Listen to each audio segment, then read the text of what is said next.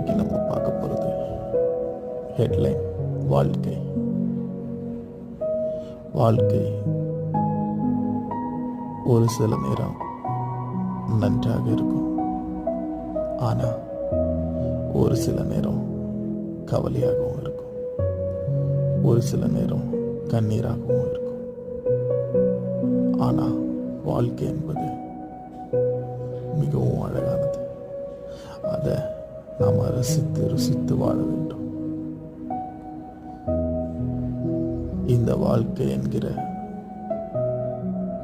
பயணத்தில் கரடு மிருகம் மாதிரி பிரச்சனைகள், கவலைகள், கண்ணீர்கள் எல்லாம் இருக்கும். அதையும் நாம் கடந்து செல்கிறது தான் இந்த வாழ்க்கை.